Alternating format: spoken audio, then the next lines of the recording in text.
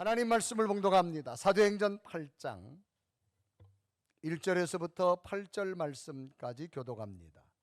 그날에 예루살렘에 있는 교회에 큰 박해가 있어 사도 외에는 다 유대와 사마리아 모든 땅으로 흩어지니라.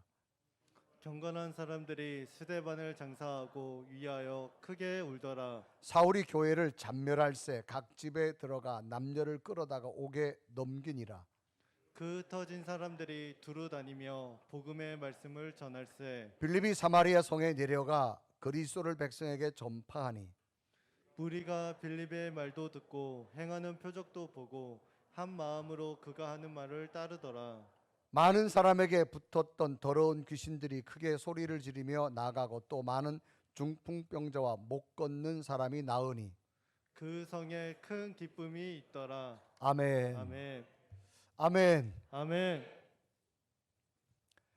인생의 삶이 만들어지는 과정을 살펴본다면 반드시 조건이 좋고 환경이 좋아야만 성공적인 인생의 삶을 산다고는 말할 수 없다라고 하는 겁니다. 오히려 환경이나 조건이 열악하기 때문에 그것 때문에 성공하고 상을 받는 인생도 많이 있습니다. 이런 관점에서 세계 인물 가운데 몇 사람을 찾아본다면 토스카니니라고 하는 사람이 있습니다. 이 토스카니니는 이탈리아 출신이고 20세기 전반에 아주 지휘자의 거장이라 그렇게 말할 수 있습니다. 이 토스카니니는 신체적인 약점을 가지고 있는데 시력이 안 좋습니다. 그래서 악보를 제대로 볼 수가 없어요. 먼 곳에 있는 것은. 이 토스카니니는 이 첼로 연주자였는데 늘 그래서 머릿속으로 악보를 외웠습니다. 연주에 가서 악보를 놓으면 보이지 않기 때문에 늘 가까이 놓고 그 자기가 연주할 악보를 다 외웠습니다. 그 새로운 악보를 외운다고 하는 것이 얼마나 수고스럽겠습니까? 그러니까 악보 전체를 암송하고 그는 연습을 해가지고 연주해 나갑니다. 그러던 어느 날 이 오케스트라가 연주하는데 갑자기 지휘자가 올 수 없는 상황이 됐습니다.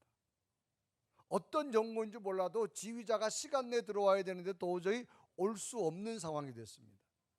그 수십 명의 단원들이 지휘자가 있어야만 연주를 하는데 자, 이걸 어떻게 할 거냐?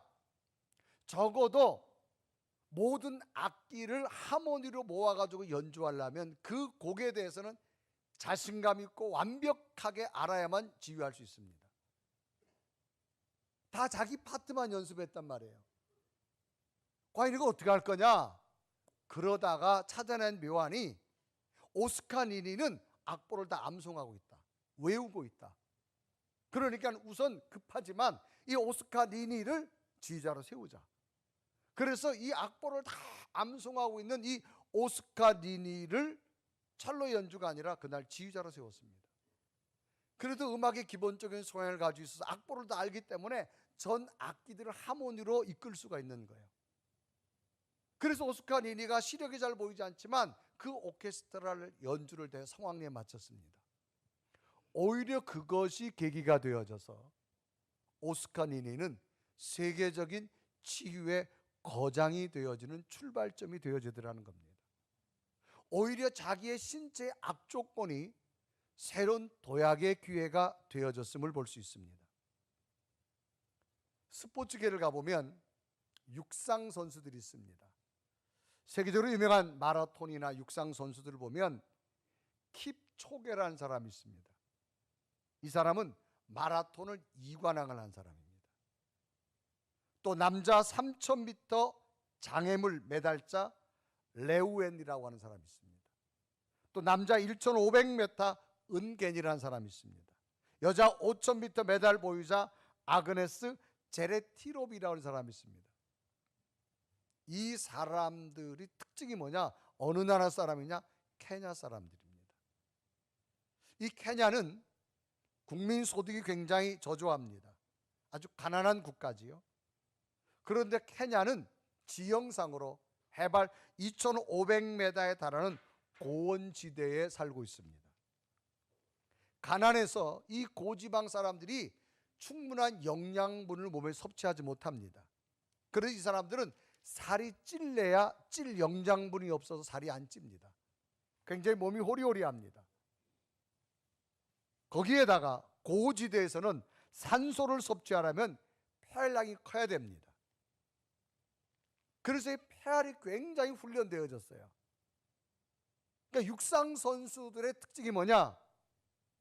군살 한 점이 없음 쭉 뻗은 몸매와 다리입니다. 폐활량이 크기 때문에 육상에서 가장 중요한 것을 얻게 됩니다. 그래서 마라톤 선수로서 육상 선수로서는 최고의 조건을 갖춘 사람들이 되어집니다. 또 너무 가난하기 때문에 당신은 전화가 없으니 달리고 뛰어서 소식을 전해야 되고, 먼 거리를 가도 자동차가 없으니 매일같이 수십 킬로를 달리면서 자기의 일을 업무를 해야 되는 겁니다. 이런 케냐의 천연적인 악조건이 오히려 세계 육상과 마라톤을 석권하는 기회가 되어지더라는 겁니다. 과연 악조건이 나쁜 것이라고 말할 수 없습니다. 오히려 악조건이 새로운 인생의 도전이 되어질 수가 있더라는 거지요. 오늘 성경 본문도 이런 내용입니다. 이제 예수님의 제자들이 마가의 다락방에 성령 받습니다. 담대하게 복음을 증거하자 초대교회가 막 부흥합니다. 많은 사람들이 몰려들었습니다. 그런데 교회에서 굳이 하는 일 때문에 시험 들었어요. 왜 헬라파 사람들과 히브리파 사람들을 차별하느냐?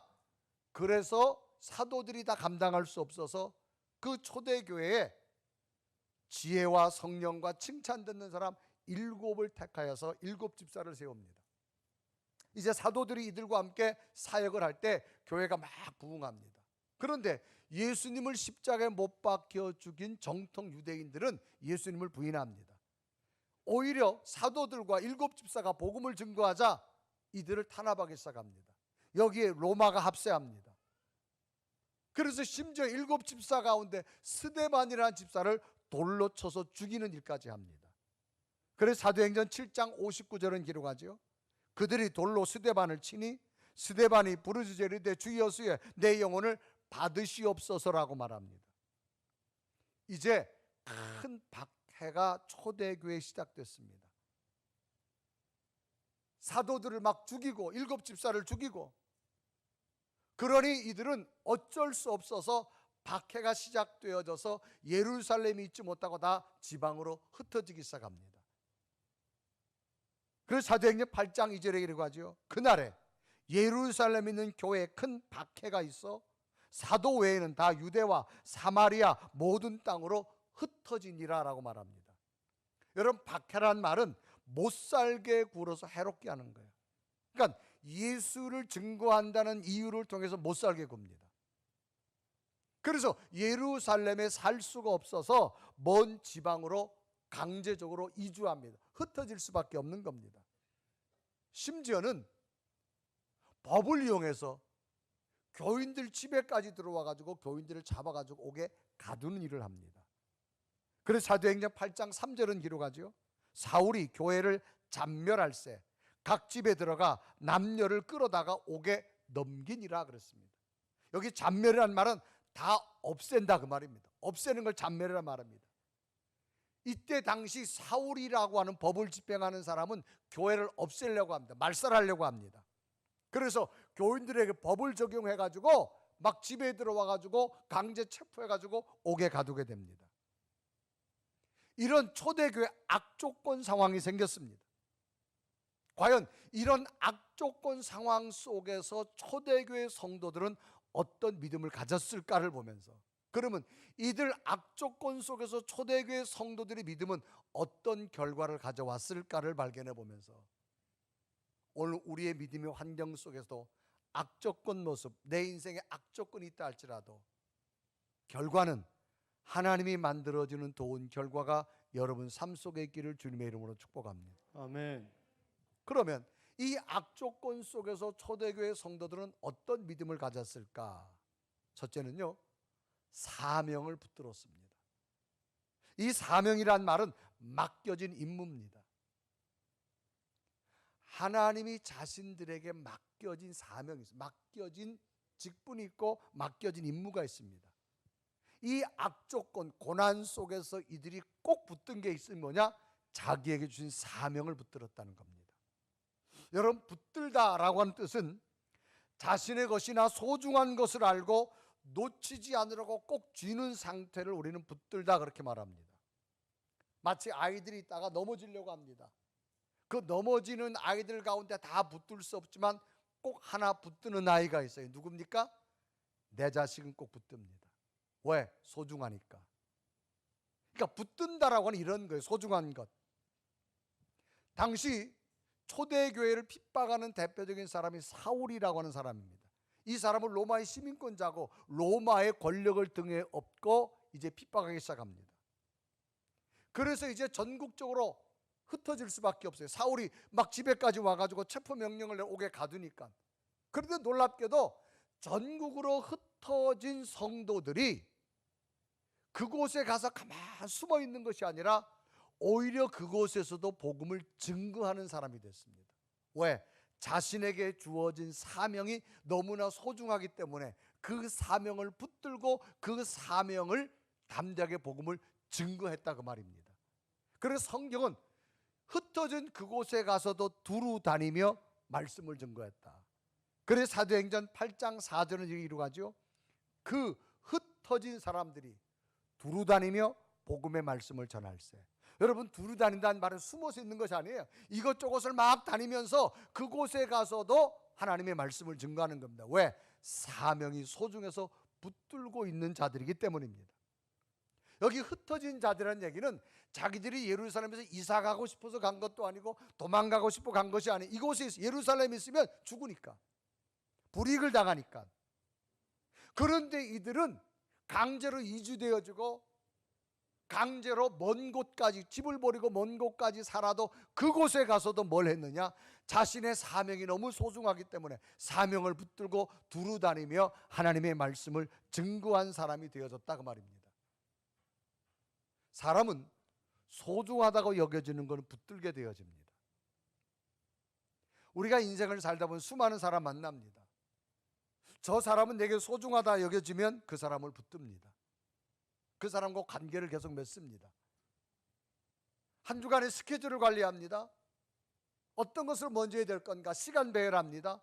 소중하다가 여겨지는 곳에 시간을 내가 투자합니다. 시간을 붙든다 그렇게 말할 수 있죠. 한 주간 동안 삶을 살아면 어디에다 돈을 쓸 거냐? 중요한 것에 돈을 씁니다. 그래서 돈을 붙들고 있습니다. 소중한 물건도 절대로 버리지 않습니다. 소중하지 않은 것만 버립니다. 이제 초대교회 성도들은 새로운 곳에 이주했습니다. 숨어 있어야 됩니다. 그런데도 그들은 두루 다니며 하나님의 말씀을 증거했습니다. 왜 그럴까요? 자신이 하나님께 주어진 사명이 너무 소중하다고 여겨져서 그 사명을 붙들고 있습니다. 그래서 사도행전 8장 4절에 이루어가죠. 그 흩어진 사람들이 두루 다니며 복음의 말씀을 전할세라고 기록합니다. 이들은 자신에게 주어진 사명이 너무나 소중하다고 느끼는 거예요. 그래서 그 사명을 붙든 자들입니다. 심지어는 유대인들이 가장 싫어하는 곳이 있어요. 거기 어디냐? 사마리아라는 땅입니다.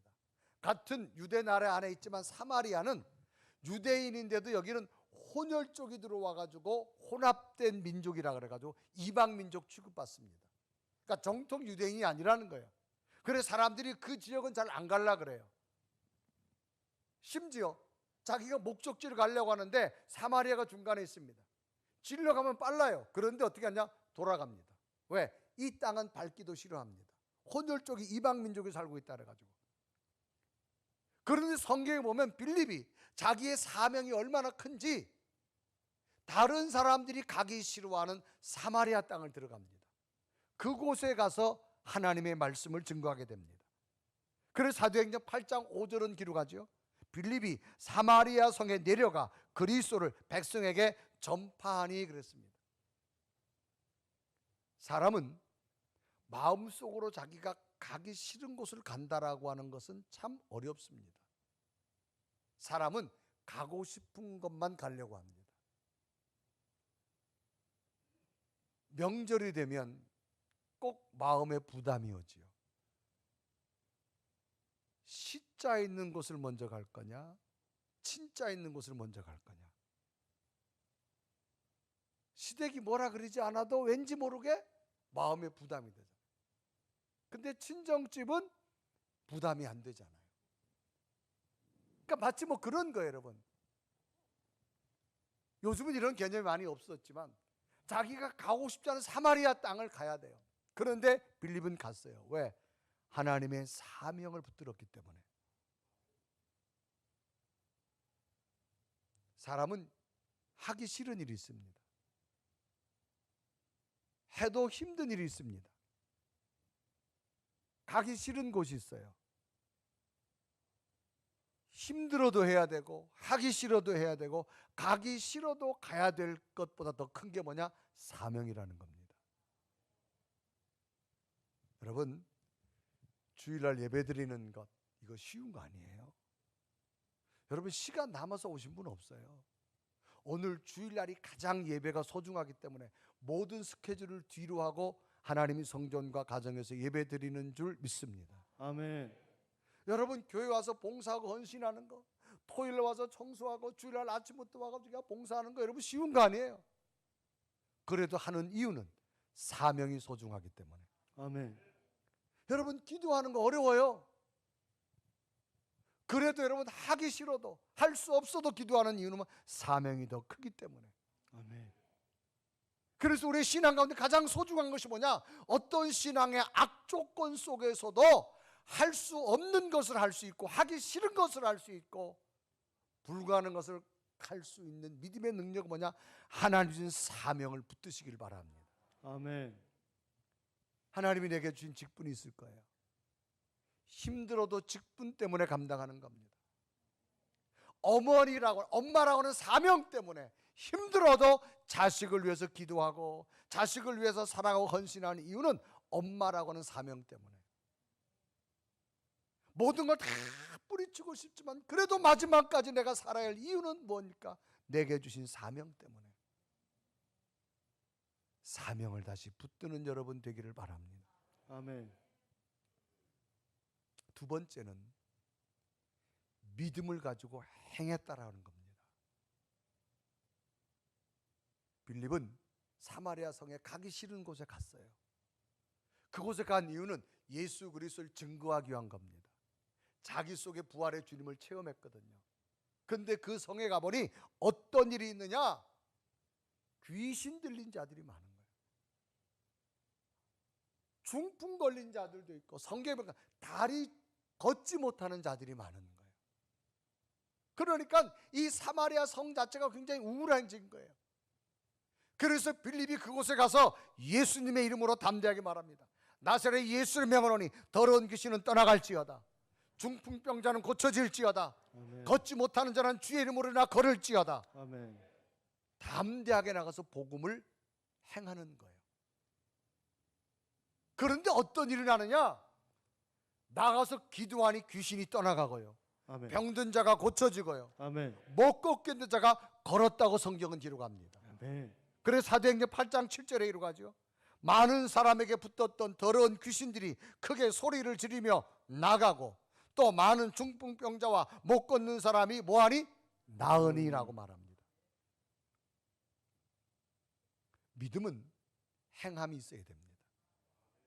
마치 농부가 풍성한 열매를 거두려면 씨앗이 소중한 건 알아요. 이걸 심어야 돼요. 싹이 나는 거를 잘 가꾸어야 돼요. 김도 매줘야 되고 거름도 줘야 되고 바람에 넘어가지 않도록 막아주는 수고가 있어야 돼요. 그런 행함이 있고 나면 가을에는 풍성한 열매를 거두는 것처럼. 그런데 농부가 씨앗의 소중함만 알고 씨앗만 가지고 있다면 열매는 거둘 수 없습니다. 성경에 보면 수많은 믿음의 사람, 하나님께서 놀라운 그의 인생을 변화시킨 자의 특징이 뭐냐? 하나님은 네 속에 믿음이 있느냐? 행함까지를 요구합니다. 창세기 보면 아브라함이라는 사람이 있습니다. 아브라함이 살고 있는 곳이 갈대아 우르라고 하는 것. 이스라엘이 사막입니다. 사막에서 사람들이 운집대 모아서 시족사회처럼 살아갑니다. 교통도 발달되지 않았습니다. 그 시족사회를 떠난다고 하는 것은 죽음입니다. 언제 돌아올지 모르기 때문에. 사막을 이동하다가 죽을 수도 있어요. 그런데 어느 날 하나님께서 아브라함에게 말합니다. 아브라함아, 내가 너에게 새로운 땅을 줄 테니까 너는 떠나라고 말합니다. 그것도 네가 살고 있는 시족사회, 형제와 친척과 아비집을 떠나라. 이 시족사회는 자기를 보호해 주는 것이에요. 여기를 떠난다는 얘기는 곧 죽음과도 같습니다. 그런데 하나님은 첫 번째가 뭐냐? 네가 나를 믿으면 떠나라고 말합니다. 그래 창세기 12장 1절에 이르가죠.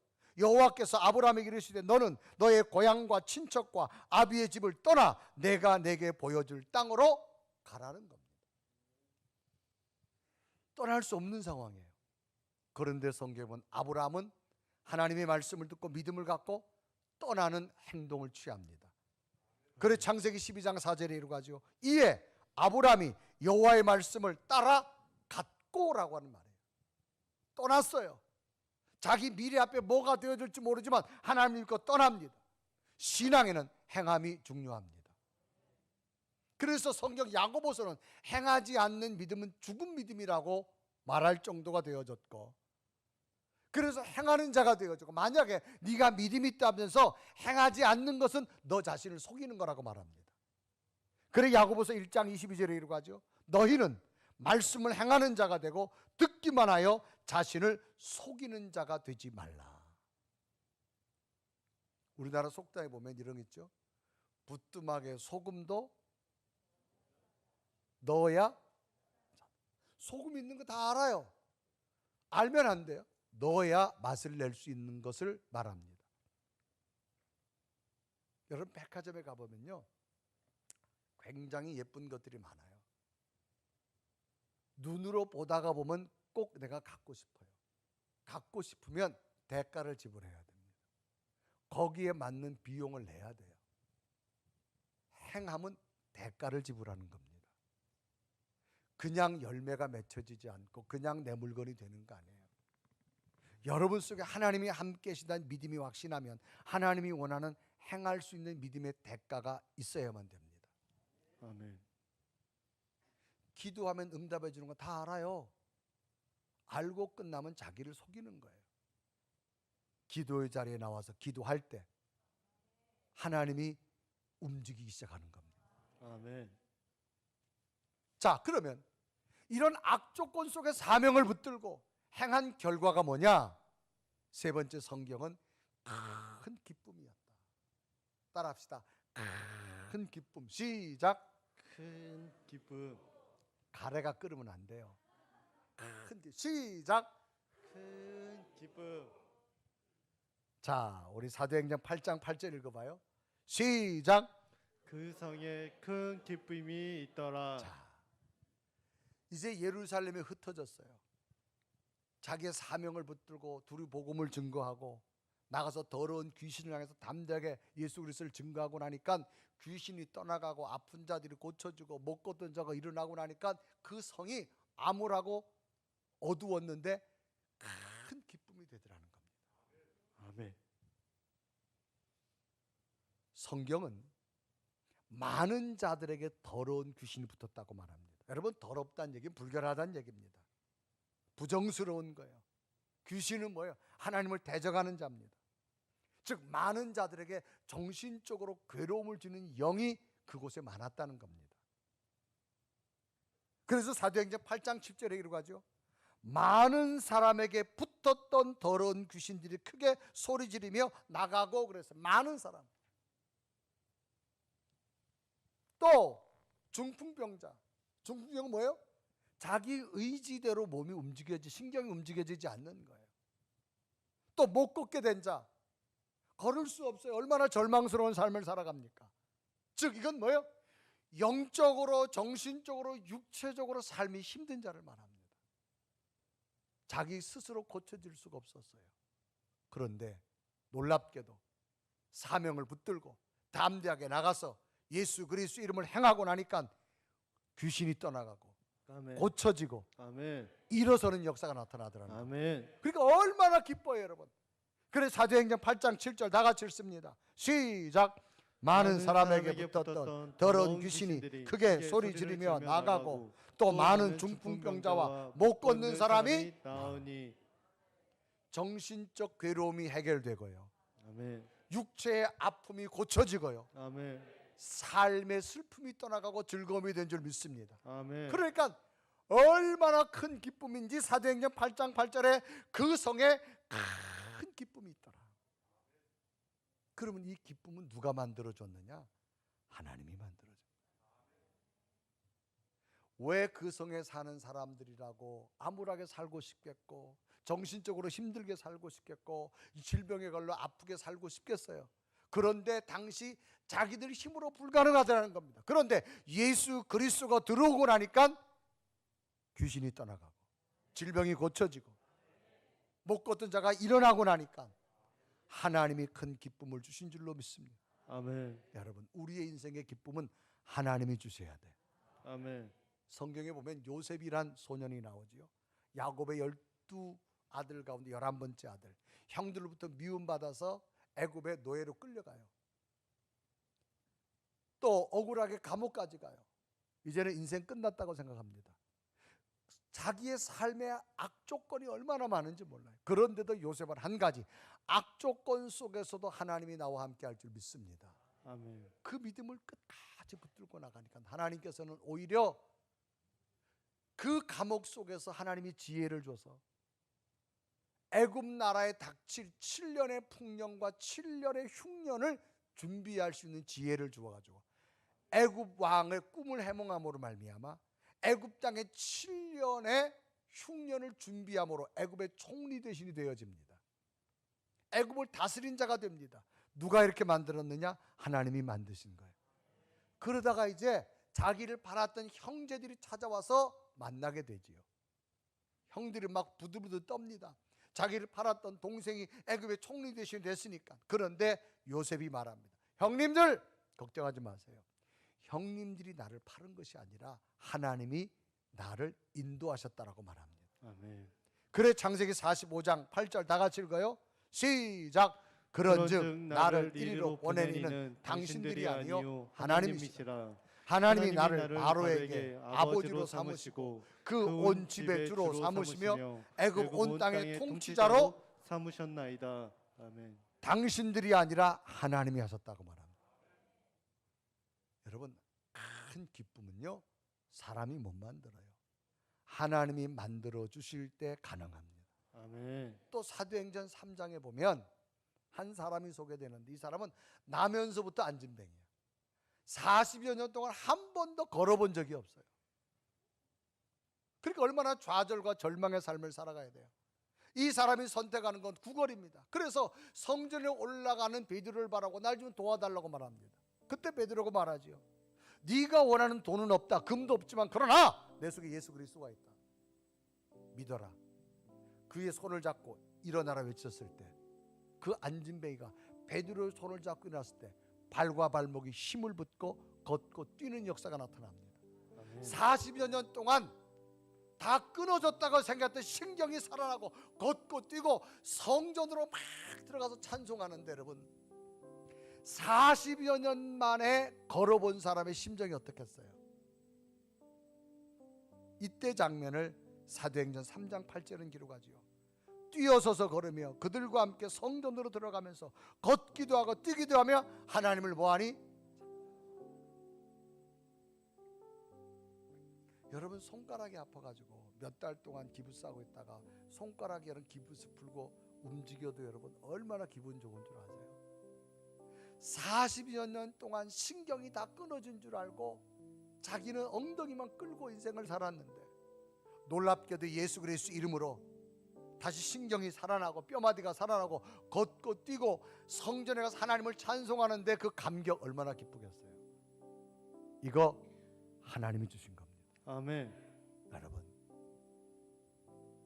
하나님이 준 기쁨을 누릴 수 있는 믿음이 되기 바랍니다. 아멘.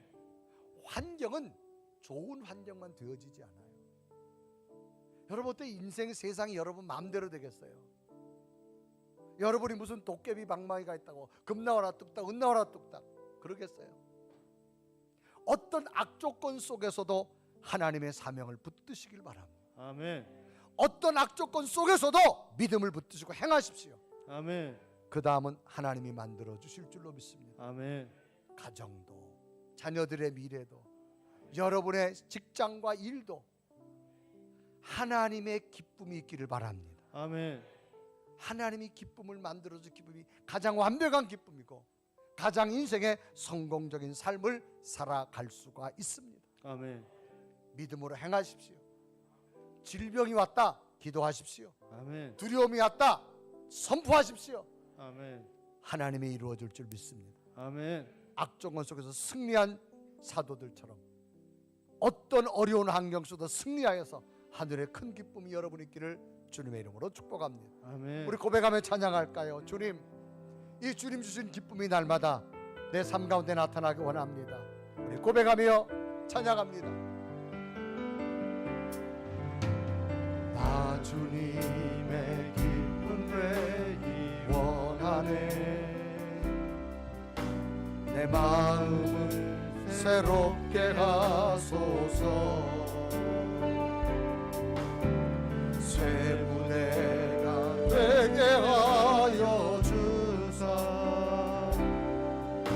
주님의 빛 비추게 하소서. 내가 원하는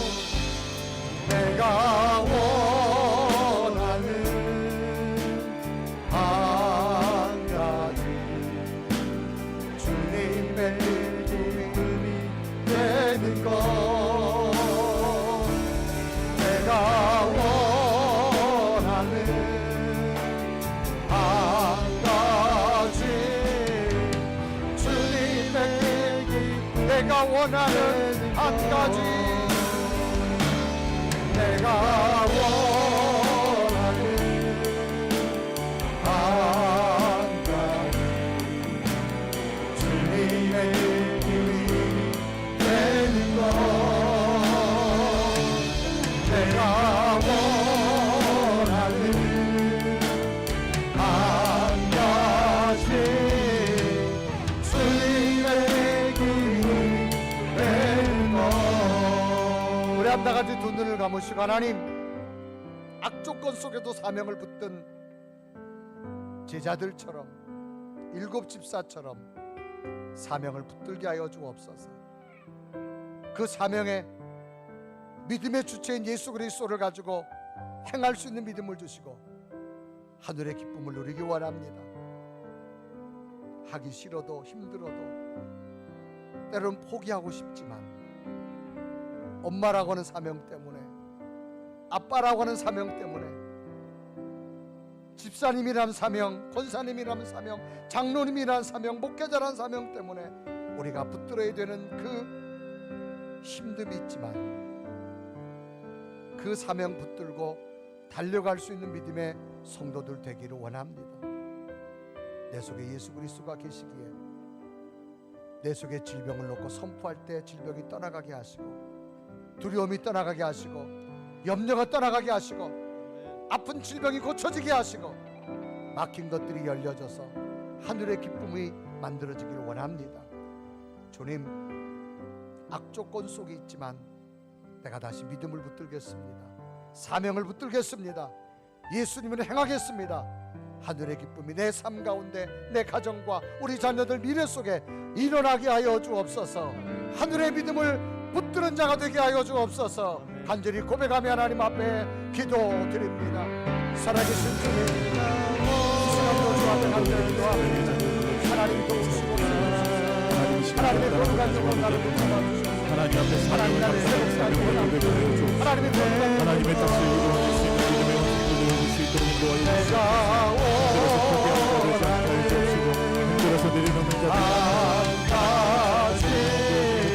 받을 수 있도록 하나님을 붙잡으시고 인도하여 주시옵소서. 오늘도 하나님 힘들어 내려놓는 자들 하나님의 사명에 감당하며 나아갈 수 있는 하나님의 기쁨 되어지는 사명자들 되게 하여 주옵시고 나에게 맡겨놓으신 모든 사명들을 하나님의 뜻 안에서 하나님의 은혜 안에서 기쁨으로 감당할 수 있는 우리 모두 될 수 있도록 인도하여 주옵소서.